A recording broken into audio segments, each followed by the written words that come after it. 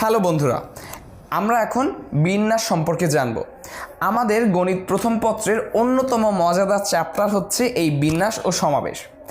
আমাদের দৈনন্দিন জীবনে আমরা এই বিন্যাস সমাবেশের অনেক ধরনের বাস্তব উদাহরণ আমরা দেখতে পাই, কিন্তু হয়তো আমাদের অনেকের জানা থাকে না যে এটাই আসলে আমাদের সেই গণিত বইয়ের বিন্যাস সমাবেশের সেই বিষয়গুলো। তো বিন্যাস বলতে আসলে কি বোঝায়? আমরা অনেকেই বিন্যাসের সাথে পরিচিত। বিন্যাস বলতে আসলে বোঝায় যে সাজ বা সজ্জা, অর্থাৎ বিন্যাস শব্দের শব্দগত অর্থ হচ্ছে সাজ বা সজ্জা।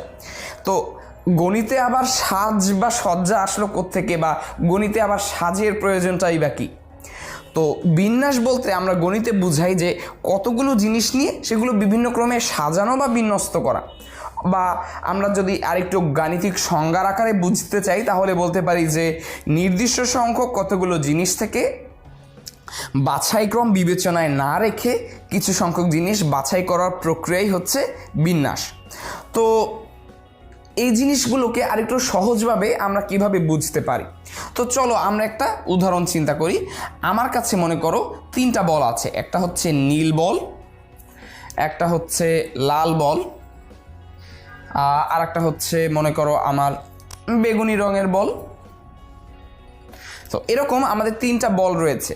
তো এই 3টা বলকে আসলে কত প্রকারে সাজানো সম্ভব সেটাই আমাদেরকে দেখতে হবে। বা আমরা আর একটু সুবিধার জন্য আর একটা বলের রং বাড়িয়ে দিই। মনে করো আমাদের কাছে একটা সবুজ বলও আছে। তো 4টা বল হলো। এই 4টা বল থেকে আমাদেরকে 3টা করে বল নিয়ে কত প্রকারে আমরা সাজাতে পারি।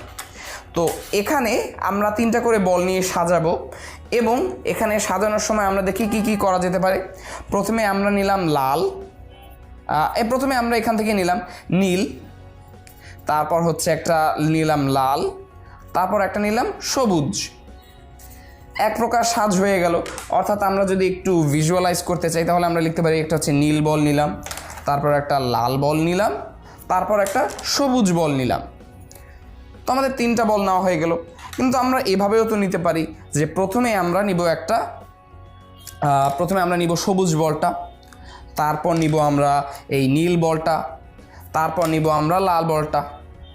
সো এরকম আর একটা প্রকার হতে পারে। আবার হতে পারে আমরা প্রথমে বেগুনি বলটা নিচ্ছি, তারপর আমরা নিচ্ছি লাল বলটা, তারপর আমরা আবার নিচ্ছি মনে করো নীল বলটা। সো আমরা দেখতে পাচ্ছি এই 4টি বল থেকে আমরা 3টি করে বিভিন্নভাবে 3টি করে বল নিতে পারি।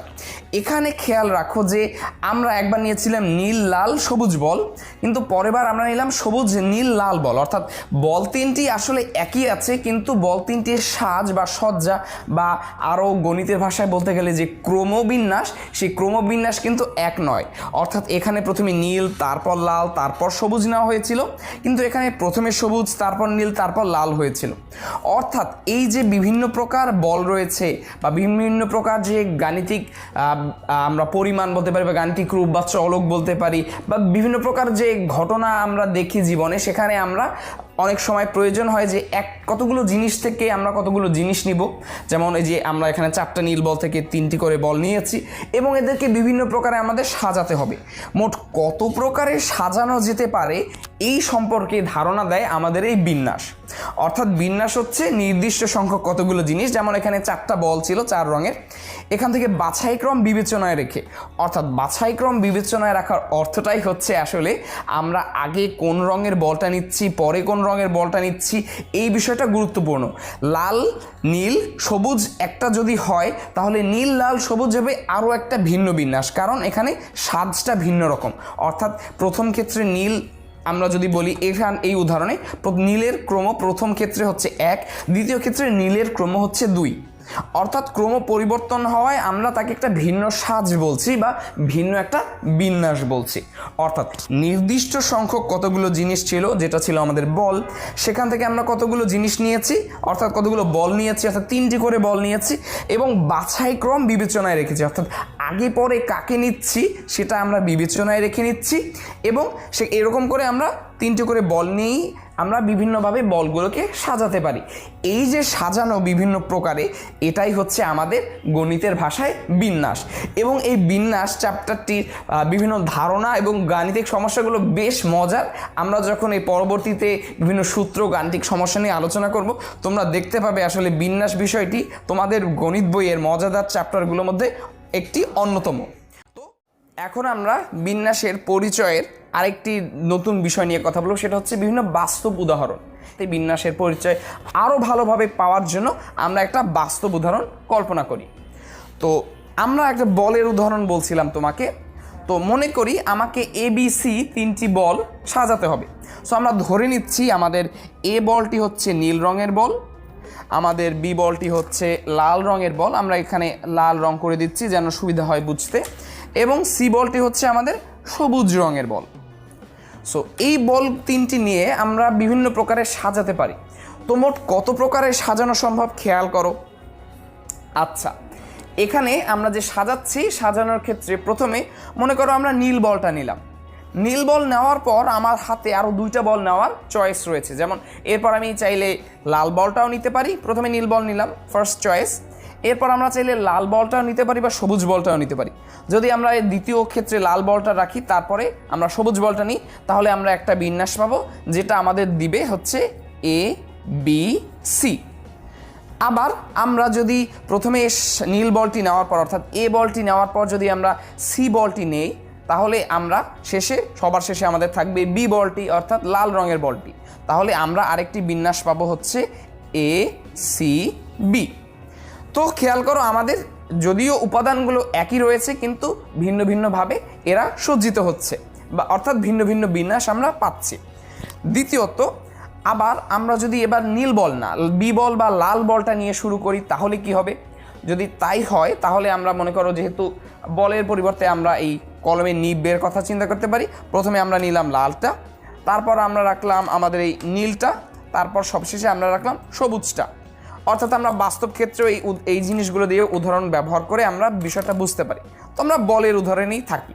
সো যদি প্রথমে লাল বল বা B বলটা নেই, তাহলে আমরা এরপরে আমরা A বল অর্থাৎ নীল বল নিতে পারবো বা C বল বা সবুজ বলটা নিতে পারবো। প্রথমে লাল বল নেওয়ার পর তাহলে আমরা 2 প্রকার বিন্যাস পাচ্ছি, সেটা হচ্ছে প্রথমে লাল বল, তারপর নীল বল, তারপর সবুজ বল অর্থাৎ BAC 3টা বল। অথবা আমরা এভাবে নিতে পারি B ball, C ball, A বল অর্থাৎ লাল সবুজ নীল বল, এভাবে নিতে পারি। তো একইভাবে আমরা যদি সবশেষে আমরা এতক্ষণ তো প্রথমে আমরা লাল বল এবং নীল বলই নিয়েছি, শেষে যদি আমরা C বা সবুজ বলটি নিই, তাহলে আমরা একইভাবে 2টি বিন্যাস পাবো, সেটা হচ্ছে CAB, এবং আমরা এভাবে আবার দেখতে পাচ্ছি CBA। অর্থাৎ আমরা এখানে থেকে দেখতে পাচ্ছি যে যে আমাদের 3 রঙের বল রয়েছে, সেখান থেকে 3টি করে বল নিয়ে আমরা টোটাল মোট 6 প্রকার বিন্যাস বা সজ্জা এখানে পেয়ে যাচ্ছি। অর্থাৎ ABC 3টি বলকে আমরা অর্থাৎ 3 রঙের 3টি বলকে আমরা যদি বিভিন্নভাবে সাজাই, মোট 6 ভাবে আমরা সাজাতে পারবো।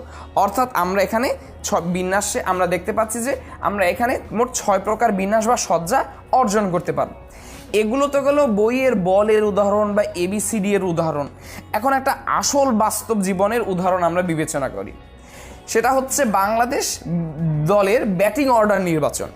তো বাংলাদেশ দলের ব্যাটিং অর্ডার নির্বাচনের ক্ষেত্রেও কিন্তু আমরা এই বিন্যাসের ধারণা ব্যবহার করতে পারব। কিভাবে? মনে করো আমাদের 3 জন খেলোয়াড় দেওয়া হলো, সাকিব, মুশফিক এবং তামিম।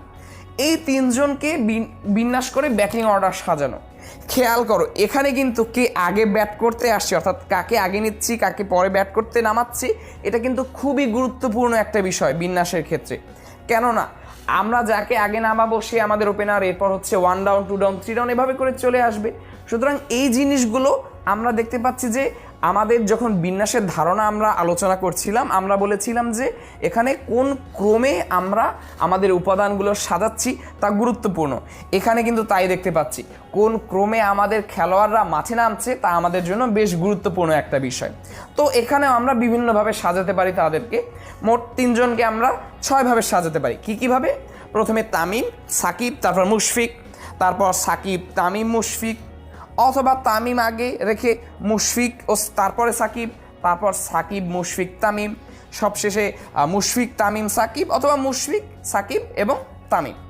এভাবে করে মোট 6 ভাবে তাদেরকে আমরা সাজাতে পারি। খেয়াল করে দেখো এখানে কে আগে ক্রমে আগে আছে বা পরে আছে সেটা কিন্তু বেশ গুরুত্বপূর্ণ একটা বিষয়, কারণ এখানে ব্যাটিং অর্ডার বা ব্যাটিং ক্রমে আমাদের কে আগে নামে পরে নামে তা কিন্তু আমাদের জয় পরাজয় নির্ধারণে খুব গুরুত্বপূর্ণ ভূমিকা রাখতে পারে। তো আশা করি এই দুটি উদাহরণ থেকে তুমি সহজেই যে বিন্যাসের গাণিতিক ধারণাকে বাস্তব জীবনের সাথে তুমি একাত্ম করতে পেরেছো এবং এই বিন্যাস সম্পর্কিত বিভিন্ন বিষয় তোমার কাছে এখন থেকে অনেক সহজভাবে চলে আসবে।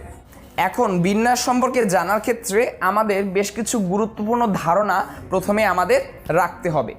এই ধারণাগুলোর উপর মূলত ভিত্তি করেই বিন্যাসের বিষয়গুলো আমরা একে একে শিখব। যেহেতু এই ধারণাগুলো আমাদের আগে থেকে জানা থাকা প্রয়োজন, তাই বিন্যাস সম্পর্কে আরও বিভিন্ন সূত্র গাণিতিক সমস্যায় যাওয়ার আগে আমরা আমাদের এই ধারণাগুলো আগে একটু ঝালাই করে নেব। তো প্রথমেই আমাদের যে বিষয়টি চলে আসে সেটা হচ্ছে ফ্যাক্টোরিয়াল। আমরা গণিতে অনেক সময় দেখি একটা সংখ্যার পরে আশ্চর্যবোধক চিহ্ন। তো আমরা যদি এভাবে দেখি যে 5 এর পরে একটা আশ্চর্যবোধক চিহ্ন, সো একে আমরা যদি ভাষাগতভাবে একে পড়ি তাহলে আমরা বলবো 5, অর্থাৎ আমরা এক্সক্লেম করে উঠলাম বা আমরা উত্তেজিত উঠলাম 5 বলে। এটাই কি আসলে এই আশ্চর্যবোধক চিহ্ন দ্বারা বোঝায়? আসলে তা না। এখানে খুব আশ্চর্য নিয়ে 5কে বলা হয়নি, বরং বলা হয়েছে একটি বিশেষ 5-এর একটি বিশেষ বৈশিষ্ট্যরূপ কথা, সেটা হচ্ছে এটা হচ্ছে 5 ফ্যাক্টোরিয়াল বোঝাচ্ছে। ফ্যাক্টোরিয়াল জিনিসটা আসলে কি? ফ্যাক্টোরিয়াল জিনিসটা আসলে খুবই সহজ। এটা একটা স্বাভাবিক সংখ্যার ধর্ম এবং স্বাভাবিক সংখ্যার বৈশিষ্ট্য বলা যায়, ধর্ম না বলার চেয়ে। এবং এই ফ্যাক্টোরিয়াল যদি চিহ্নটি দিই তাহলে বোঝায় যে 1 থেকে শুরু করে ওই সংখ্যা পর্যন্ত প্রত্যেকটি স্বাভাবিক সংখ্যার ক্রমিক গুণফল। অর্থাৎ আমাকে যে 5 ফ্যাক্টোরিয়াল বলা হয়েছে তাতে এতে 5কে আশ্চর্য নিয়ে প্রকাশ করার পরিবর্তে বরং বোঝানো হয়েছে যে এখানে 5 ফ্যাক্টোরিয়াল হচ্ছে এমন একটি প্রকাশ যে প্রকাশ দ্বারা আমরা বুঝতে পারি যে এখানে 1, 2, 3, 4, 5 এই 5টি ক্রমিক স্বাভাবিক সংখ্যা ক্রমান্বয়ে গুণাকারে আছে। অর্থাৎ 5 ফ্যাক্টোরিয়াল দ্বারা বোঝায় 1 × 2 × 3 × 4 × 5 পর্যন্ত গুণ এবং এর মান হচ্ছে 120। তো একইভাবে আরেকটা ছোট উদাহরণ নিয়ে যদি আমরা চিন্তা করি তাহলে, বা আরেকটা উদাহরণ নিয়ে যদি চিন্তা করি 6 ফ্যাক্টোরিয়াল। 6 ফ্যাক্টোরিয়ালকে আমরা লিখতে পারি 1 × 2 × 5 × 3 × 4 × 5 × 6, অথবা আমরা উল্টো করেও লিখতে পারি, সেটা হচ্ছে 6 × 5 × 4 × 3 × 2 × 1। যেহেতু স্বাভাবিক সংখ্যা তাই আমাদের এই স্বাভাবিক সংখ্যাগুলোই ক্রমান্বয়ে গুণ হবে।